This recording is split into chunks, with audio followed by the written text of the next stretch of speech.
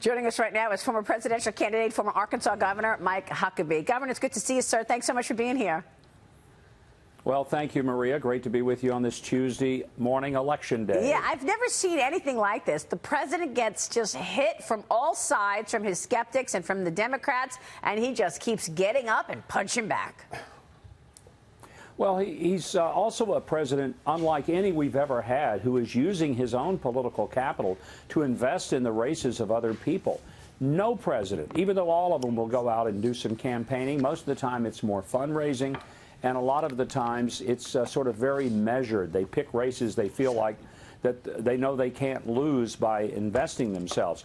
This is a president who goes out and puts it on the line day after day, week after week. I've never seen anything like it. I know. And for the people in the Republican Party who say, well, he's not really a Republican, I'll just tell you, he's done more to build Republican Party candidates than any president has ever done, ever.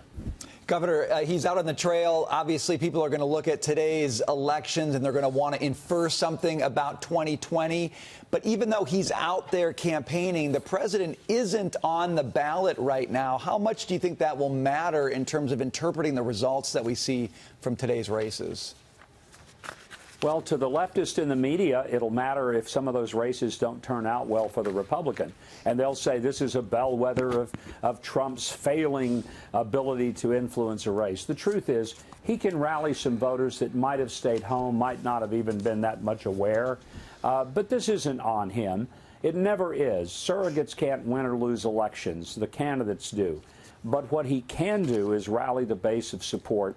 But rest assured, if any Republican where he's campaigned loses, it'll be all because of him. And that's just the way it is, even though it's not true. But let's be assured, it's not the first time the media will have said something untrue about the influence of President Trump. Governor Stacey McDowell, what should we watch for today? Then the governor's race in Kentucky, that seems to be the most talked about, but then also elections in my home state of Virginia and also down in Mississippi.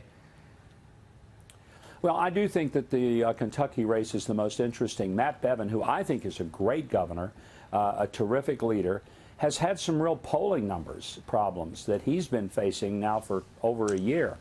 And so the president's injection in that race could be critical. And he's running against a very well-known attorney general who has a long standing with the political family in Kentucky. So this is probably the toughest race on the ballot today. If Matt Bevin wins re-election, he can make a phone call and thank Donald Trump. He can also thank the voters that came out for him that the president was able to push forward. But I think in all of the races, the president will have some effect. But when it comes down to races like governor, people ultimately decide, how are things going for me in my state?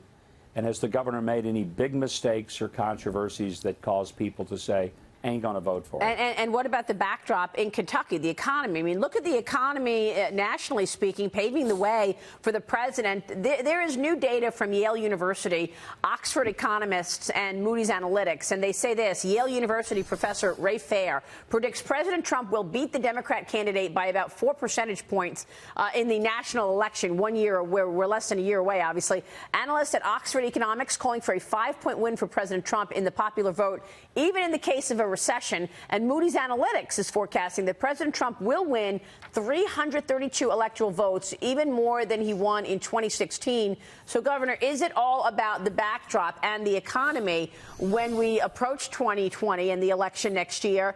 It's about how people feel. Well, two big things are happening. One is the economy, and I do think that's how people vote. Remember back in 1992, and the Clinton people famously said, it's the economy, stupid, and that was their sort of guide word, and they were right.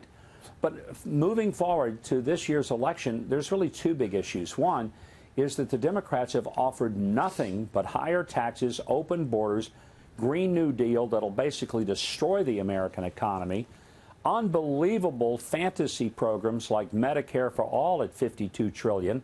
And I can't pay for all of that, Maria. I did tell Elizabeth Warren, I'll write her a post-dated check and put something on it, but I can't cover it all right now. You know, they have nothing but impeachment. You can't cover $52 trillion, huh? 52 trillion. I'm a little short on that, but like I say, I'll write her a post-dated check.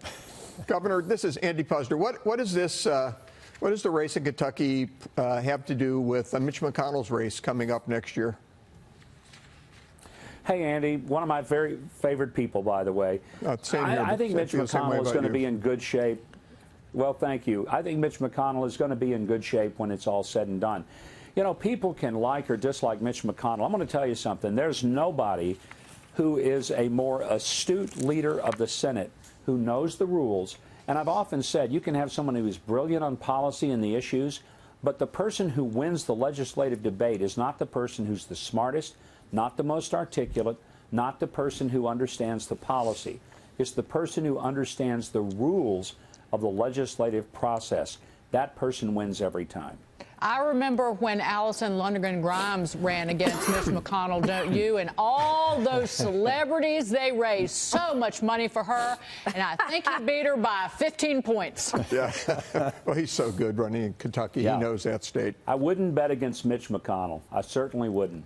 All right, we will leave it there. Governor, it's good to see you this morning. Thanks so much. Thank you. Have a great day, Maria. And to you, Governor Mike Huckabee, joining us there.